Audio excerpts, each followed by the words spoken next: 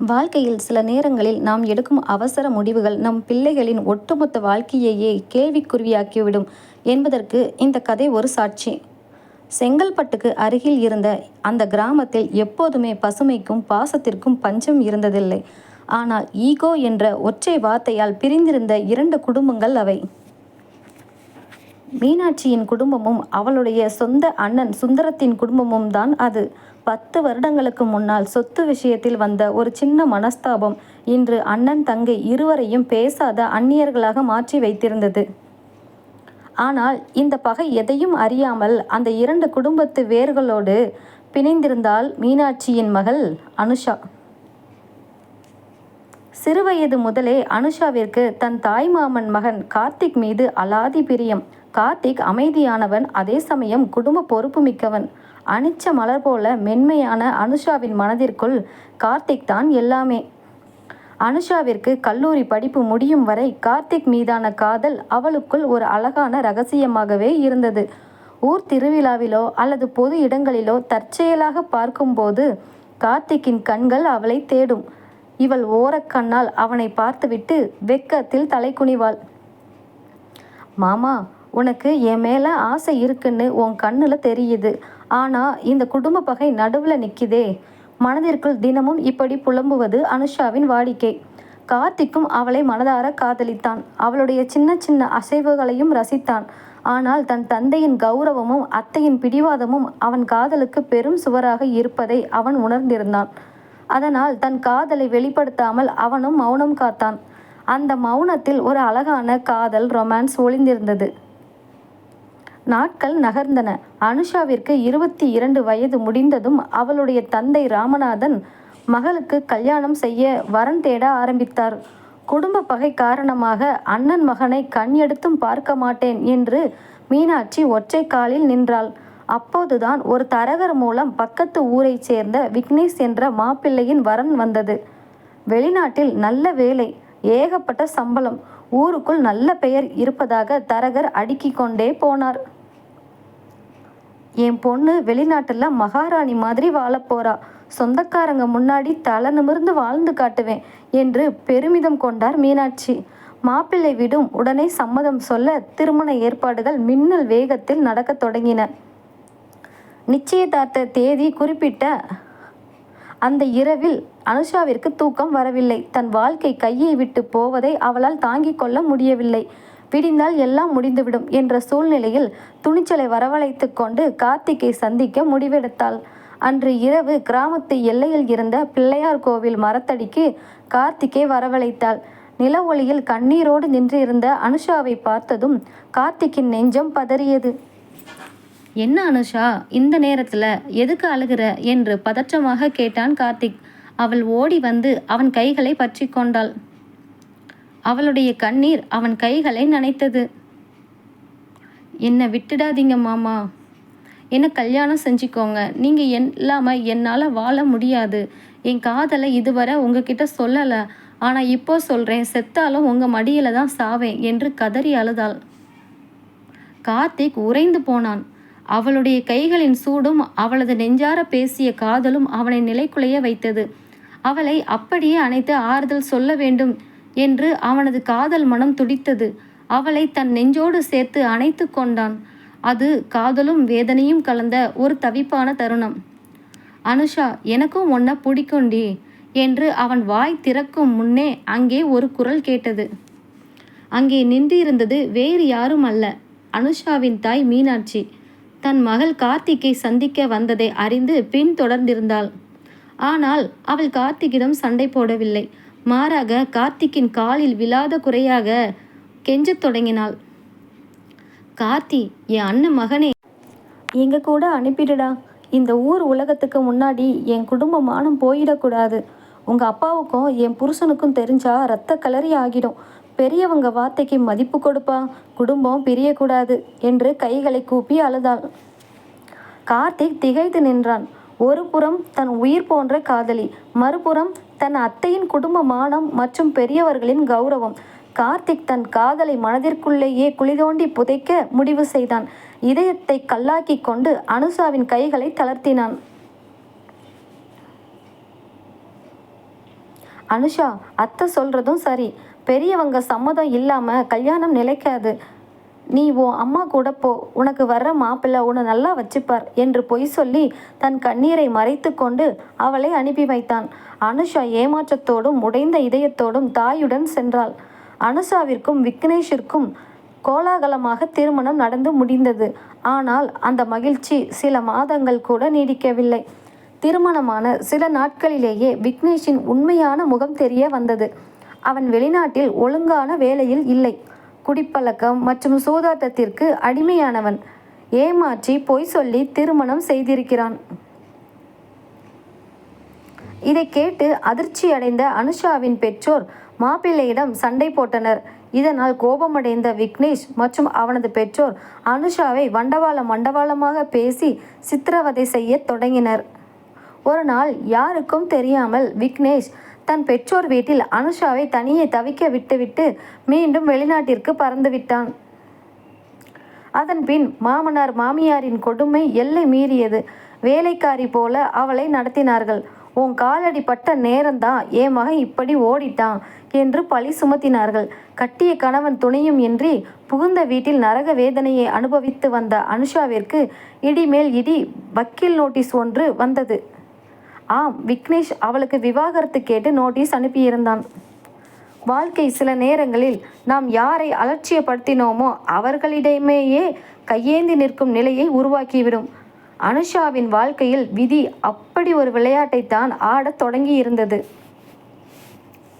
கையில் இருந்த விவாகரத்து நோட்டீஸை பார்த்தபடியே நிலை குலைந்து அமர்ந்திருந்தாள் அனுஷா. பெற்ற மகளின் இந்த அவல நிலையைக் கண்டு தாய் மீனாட்சியின் நெஞ்சம் வெடித்துவிடும் போல் இருந்தது. என் பொண்ணு வெளிநாட்டுல மகாராணி மாதிரி வாழ்வா என்று கர்வத்தோடு பேசிய அதே மீனாட்சி இன்று தன் மகளின் உடைந்த வாழ்க்கையை பார்த்து தேம்பி தேம்பி அழுதாள். எல்லாம் என்னால் வந்த வென. சொந்த அன்னை மகனை வேணான்னு சொல்லிட்டு யாருன்னே தெரியாத ஒரு ஏமாற்றக்காரன் கையில் என் தங்கத்தை கொடுத்துட்டேனே என்று தன் தலையிலேயே அடித்து கொண்டு அழுதாள் மீனாட்சி. விக்னேஷ் வெளிநாட்டில் இருந்து விவாகரத்து நோட்டீஸ் அனுப்பியதைத் தொடர்ந்து அவனுடைய பெற்றோர் அனுஷாவை வீட்டை விட்டு வெளியேற்ற துடித்தனர். உன் பொண்ணுக்கும் என் மகனுக்கும் இனி எந்த சம்மந்தமும் இல்லை. மரியாதையை அவளை உங்கள் வீட்டுக்கே கூட்டிட்டு போயிடுங்க, இல்லைன்னா நாங்களே கழுத்தை பிடிச்சி வெளியே தள்ள வேண்டி வரும் என்று விக்னேஷின் தாய் இரக்கமே இல்லாமல் கத்தினாள். அனுஷாவின் தந்தை ராமநாதன் எவ்வளவோ கெஞ்சியும் அவர்கள் கேட்கவில்லை. வேறு வழியின்றி கட்டிய துணிகளோடு உடைந்த இதயத்தோடு அனுஷா தன் பெற்றோர் வீட்டிற்கு திரும்பினாள். ஊர் மக்கள் பார்க்கும் பார்வையும் அவர்களின் பின்னால் பேசும் பேச்சுகளும் அனுஷாவை உயிரோடு கொன்றன. அனுஷா யாரிடமும் பேசுவதில்லை, உண்பதில்லை. எப்போதும் ஒரு இருட்டு அறைக்குள் முடங்கி கிடந்தாள். அவளது கண்கள் வறண்டு போயிருந்தன. அவளுடைய மனதில் கார்த்திக்கின் முகம் மட்டுமே வந்து போனது. அன்னைக்கு மாமா கூடவே போயிருந்தா எனக்கு இந்த நிலைமை வந்திருக்குமா? கௌரவம் பந்தான்னு பார்த்த என் அம்மாவுக்கு இப்போ சந்தோஷமா என்று மனதிற்குள் குமுறினாள். அனுஷாவின் வாழ்க்கையில் நடந்த இந்த துயர சம்பவங்கள் அனைத்தும் கார்த்திக்கின் காதுகளுக்கு சென்றடைந்தன. அதை கேட்ட நொடியில் இருந்து அவனால் நிம்மதியாக இருக்க முடியவில்லை. தன் காதலை தியாகம் செய்து அவளை பெற்றவர்களோடு அனுப்பி வைத்ததற்கு இதுதான் பரிசா என்று அவன் நெஞ்சம் துடித்தது. அவளை நேரில் பார்த்து ஆறுதல் சொல்ல வேண்டும் என்று அவன் பாசமுள்ள மனம் ஏங்கியது.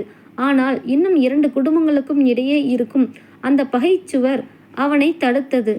கார்த்திக் தன் வீட்டின் மாடியில் நின்று தூரத்தில் தெரியும் அனுஷாவின் வீட்டை பார்த்தபடி இரவெல்லாம் தூங்காமல் தவித்தான். அவளுடனான பழைய காதல் நினைவுகளும் கோவில் மரத்தடியில் அவளது கைகளை பற்றிய அந்த மென்மையான ஸ்பரிசமும் அவன் நினைவில் ஆடி தீர்த்தன. நாட்கள் செல்ல செல்ல அனுஷா மன அழுத்தத்தின் உச்சத்திற்கே சென்றாள். அவளது உயிர் எப்போது பிரியும் என்ற பயம் மீனாட்சியை உலுக்கியது. இனிமேலும் கௌரவம், ஈகோ என்று பார்த்து கொண்டிருந்தால் மகளை இழக்க நேரிடும் என்பதை மீனாட்சி உணர்ந்தாள். தன் மகளின் வாழ்க்கையை மீட்டெடுக்க அவளுக்கு ஒரே ஒரு வழிதான் இருந்தது. அது தன் அண்ணன் சுந்தரத்தின் காலில் விழுவதாவது. ராமநாதனிடம் பேசினாள் மீனாட்சி. நம்ம கௌரவத்தை விட நம்ம பொண்ணோட உயிர் முக்கியங்க. நான் என் அண்ணன் வீட்டுக்கு போகிறேன். என் அன்னை மகன் கார்த்திகால மட்டும்தான் நம்ம அனுஷாவை வாழ வைக்க முடியும் என்று அழுது கொண்டே கூறினாள். ராமநாதனும் தன் தவறை உணர்ந்து மௌனமாக தலை குனிந்தார்.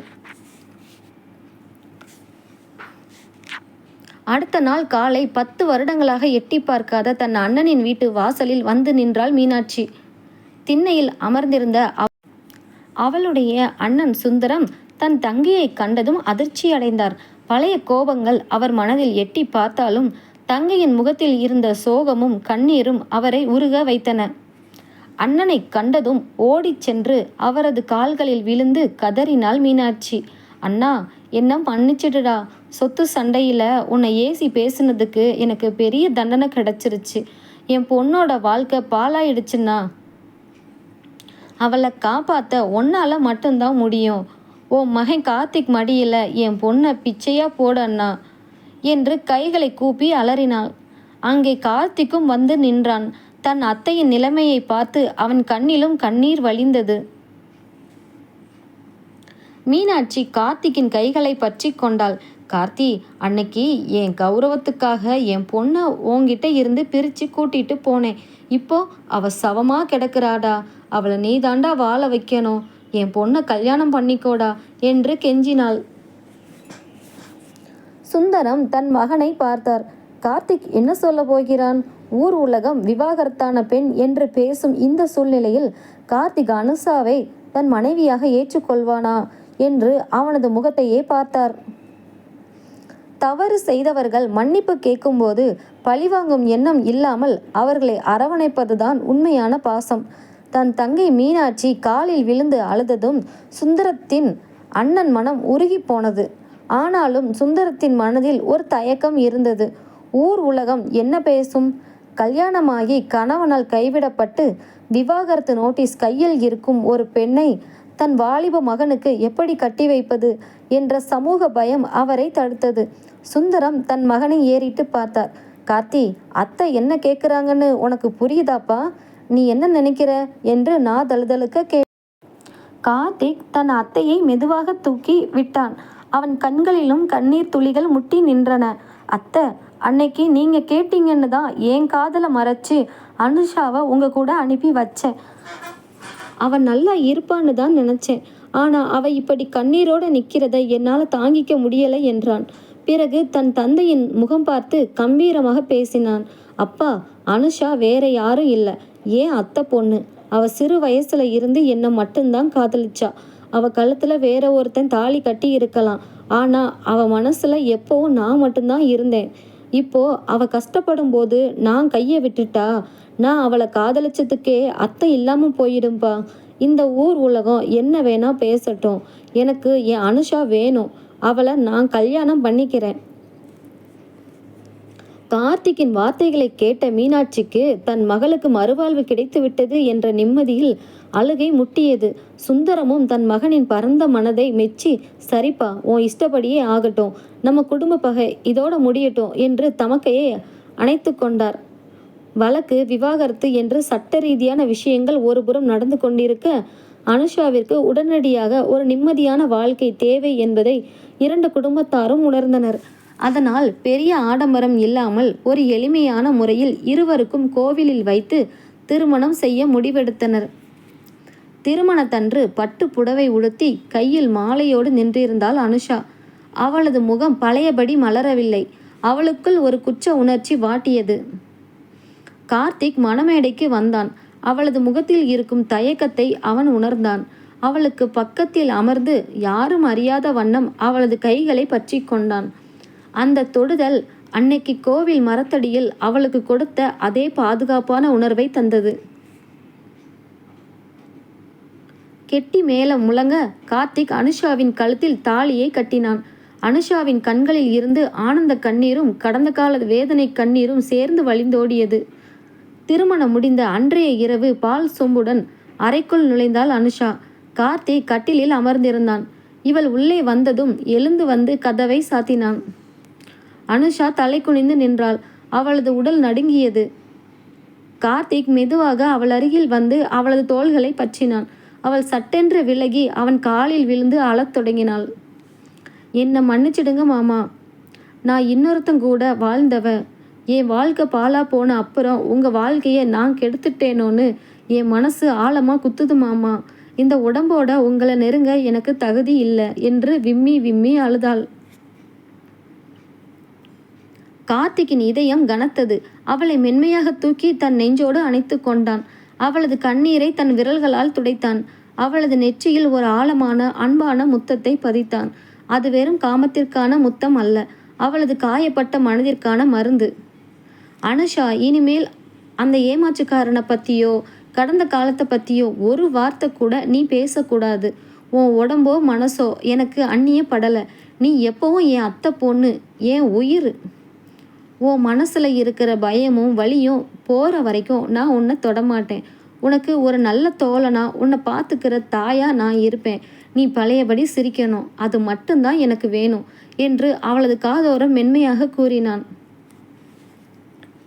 கார்த்திக்கின் அந்த யதார்த்தமான காதலும் கனிவான வார்த்தைகளும் அனுஷாவின் மனதில் இருந்த பாரத்தை இறக்கி வைத்தது. அவனது மார்பில் தலை சாய்த்து இழந்த தன் நிம்மதியை மீண்டும் பெறத் தொடங்கினாள். ஆனால் வாழ்க்கை இவ்வளவு சீக்கிரம் அவர்களுக்கு முழு சந்தோஷத்தை கொடுத்து விடுமா? சில வாரங்கள் கடந்தன. கார்த்திக்கின் அன்பால் அனுஷா மெல்ல மெல்ல இயல்பு நிலைக்கு திரும்பி கொண்டிருந்தாள். இருவருக்குள்ளும் ஒரு அழகான காதல் மலரத் தொடங்கி இருந்தது. அப்போதுதான் அந்த அதிர்ச்சியான செய்தி வந்தது. வெளிநாட்டில் இருந்த விக்னேஷ் ஏதோ ஒரு பெரிய பண மோசடி வழக்கில் சிக்கி அங்கிருந்து துரத்தப்பட்டு இந்தியாவிற்கு தப்பி ஓடி வந்திருந்தான். ஊருக்குள் வந்தவனுக்கு அனுஷா கார்த்திக்கை மறுமணம் செய்து கொண்டது தெரிய வந்தது. அதிர்ச்சியும் ஆத்திரமும் அடைந்த விக்னேஷ் தன் ஆட்களுடன் கார்த்திக்கின் வீட்டிற்குள் அத்துமீறி நுழைந்தான். விவாகரத்து கேஸ் இன்னும் முடியல, அதுக்குள்ள என் பொண்டாட்டிக்கு வேற ஒருத்தன் தாலி கட்டுறதா என்று கத்தியபடி கார்த்திக்கின் சட்டையை பிடித்தான். அனுஷா பயத்தில் அலறினாள். வீட்டிற்குள் அத்துமீறி நுழைந்து கார்த்திக்கின் சட்டையை பிடித்து விக்னேஷ் சத்தம் போட்ட அந்த நொடி அந்த இடமே போர்க்களமாக மாறியது. விவாகரத்து கேஸ் கோர்ட்டில் இருக்கும்போதே என் பொண்டாட்டிக்கு நீ தாலி கட்டுவியா? அவ இன்னும் சட்டப்படி ஏன் பொண்டாட்டி தாண்டா என்று விக்னேஷ் திமிராக கத்தினான். அவன் பின்னால் வந்த அவனது பெற்றோரும் மரியாதையா எங்க மருமகளை எங்க கூட அனுப்பி வைங்க, இல்லைன்னா போலீஸ்ல சொல்லி எல்லாரையும் உள்ள தள்ளிடுவோம் என்று மிரட்டினர். பயத்தில் நடுங்கிக் கொண்டிருந்த அனுஷா கார்த்திக்கின் பின்னால் சென்று அவனது கைகளை இறுக்கமாக பற்றி கொண்டாள். மாமா, என்னை மறுபடியும் அந்த நரகத்துக்கு அனுப்பிடாதீங்க மாமா என்று கதறினாள். கார்த்திக் விக்னேஷின் கைகளை தன் சட்டையில் இருந்து உதறி தள்ளினான். அவனது கண்கள் கோபத்தால் சிவந்திருந்தன. டேய், பொண்டாட்டியை கொடுமைப்படுத்தி சாப்பாட்டுக்கு கூட வழி இல்லாம தவிக்க விட்டுட்டு வெளிநாட்டுக்கு ஓடிப்போன உனக்கு பொண்டாட்டி கேக்குதா? விவாகரத்து நோட்டீஸ் அனுப்புனது யாருடா, நீதானே என்று சிங்க குரலில் கர்ஜித்தான் கார்த்திக். அதற்குள் சத்தம் கேட்டு சுந்தரமும் பக்கத்து வீட்டில் இருந்த ராமநாதன் மற்றும் மீனாட்சியும் ஓடி வந்தனர். தன் மகளை மீண்டும் விக்னேஷ் மிரட்டுவதை கண்ட மீனாட்சி ஓடி வந்து விக்னேஷின் முன்னால் நின்றாள். அன்னைக்கு உன் பளபளப்பை பார்த்து ஏமாந்து என் பொண்ணை உன்கிட்ட கொடுத்தேன்டா.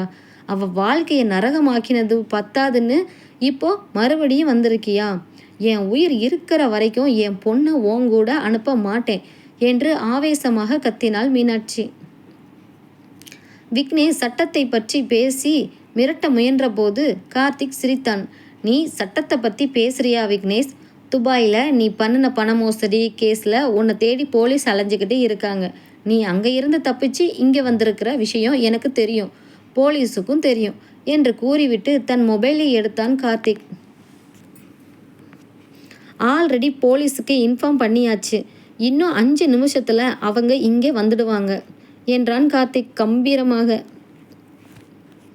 அதை கேட்டதும் விக்னேஷின் முகத்தில் இருந்த திமிர் மறைந்து பயம் குடியேறியது.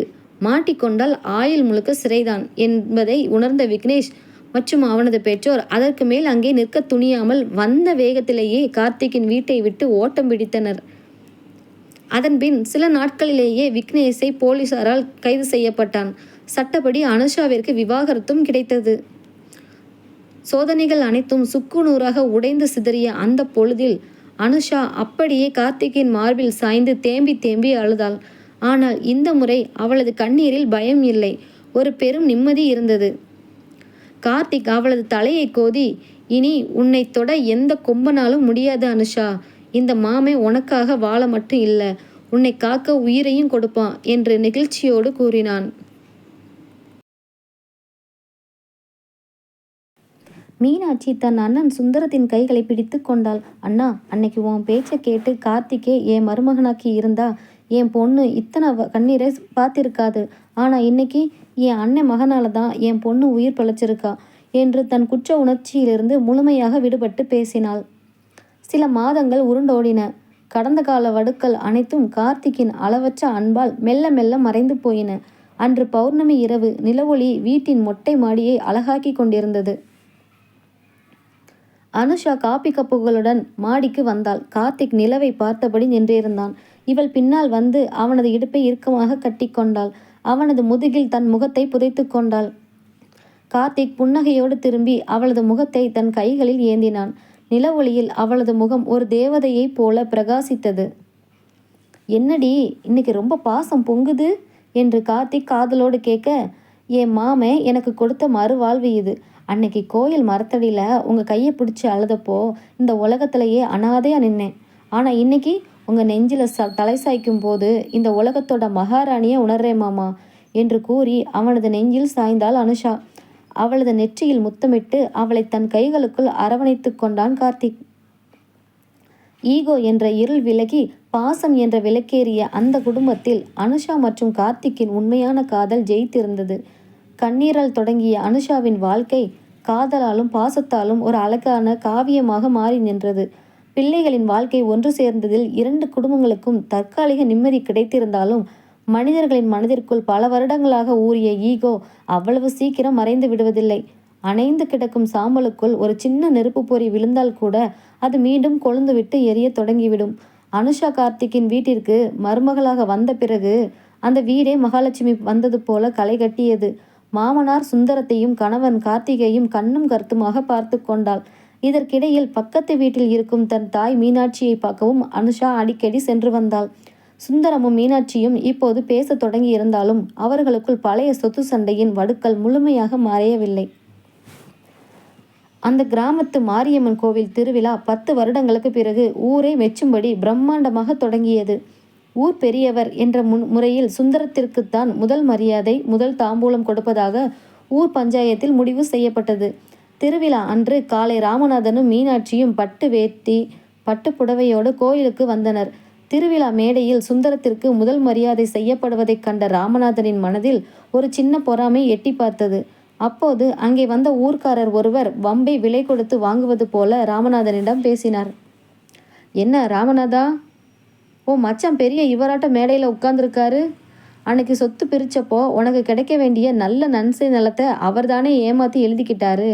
இப்போ உன் பொண்ணையும் அவரே கட்டிக்கிட்டு ஊருக்குள்ள பெரிய மனுஷனா வலம் வர்றாரு. நீ என்னடான்னா அவர் வீட்டு வாசலை கைகளை கட்டி நிற்கிற. இந்த விஷ வார்த்தைகள் ராமநாதனின் கௌரவத்தை உலுக்கியது. வந்ததும் அவர் மீனாட்சியிடம் சண்டையிட தொடங்கினார். உன் அண்ணன் பண்ணுறது கொஞ்சம் கூட சரியில்லை மீனாட்சி. அன்னைக்கு என் பொண்ணு வாழ்க்கை சீரழிஞ்சப்போ இறங்கி வந்தேன்னு இப்போது என்னை அவரோட அடிமையை மாதிரி நடத்துகிறாரு. திருவிழாவில் எனக்கு ஒரு மரியாதையும் இல்லை. அன்னைக்கு ஏமாற்றி எழுதி கொடுத்த அந்த 4 ஏக்கர் நிலத்தை இன்னும் இப்போது பிரித்து தரணும். இல்லைன்னா நான் சும்மா இருக்க மாட்டேன் என்று கத்தினார் ராமநாதன். பெரியவர்களின் இந்த சண்டை அடுத்த சில நாட்களிலேயே வீதிக்கு வந்தது.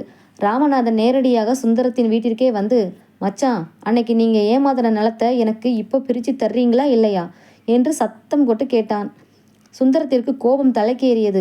நான் யாரையும் ஏமாத்தலடா, அன்னைக்கு முறைப்படி தான் பிரித்தோம். இப்போ என் மகன் உன் பொண்ணை கட்டி வாழ ஆரம்பிச்சிருக்கான்னு நன்றியே இல்லாமல் மறுபடியும் சொத்து கேட்டு வர்றியா என்று பதிலுக்கு கத்தினார். சண்டை முற்றியது. மீனாட்சி தன் கணவனின் பக்கமும் பேச முடியாமல் அண்ணனின் பக்கமும் பேச முடியாமல் நடுவில் நின்று அழுதாள். கார்த்திக்கும் அனுஷாவும் ஓடி வந்து இருவரையும் தடுத்து பார்த்தனர். ஆனால் பெரியவர்களின் ஈகோ அவர்களை கேட்கும் நிலையில் இல்லை. அனுஷா, இனிமே நீ இந்த வீட்டு பக்கம் போகக்கூடாதுடி. இவங்க ரத்தமே துரோகம் பிடிச்ச ரத்தம் என்று ராமநாதன் தன் மகளை இழுத்து கொண்டு போக பார்த்தார். ஆனால் கார்த்திக் குறுக்கே நின்றான். மாமா, நீங்கள் அத்தையோட சண்டை போடுங்க, இல்லை என் அப்பாவோட சண்டை போடுங்க. அது உங்கள் சொத்து பிரச்சனை. ஆனால் அனுஷா இப்போ ஏன் பொண்டாட்டி, இந்த வீட்டு மருமக, அவளை இந்த வீட்டை விட்டு அனுப்ப முடியாது என்று கம்பீரமாக கூறினான். ராமநாதன் கோபமாக மீனாட்சியை இழுத்து கொண்டு தன் வீட்டிற்கு சென்று கதவை சாத்தி கொண்டார். அன்று இரவு கார்த்திக்கின் வீட்டில் ஒரே மௌனம். சுந்தரம் கோபமாக திண்ணையில் அமர்ந்திருந்தார். அறைக்குள் அனுஷா அழுது கொண்டே இருந்தாள்.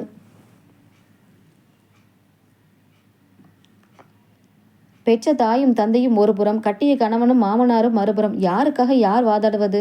கார்த்திக் அறைக்குள் வந்து அவள் அருகில் அமர்ந்தான். அனுஷா அவளை கட்டிப்பிடித்து கதறினாள்.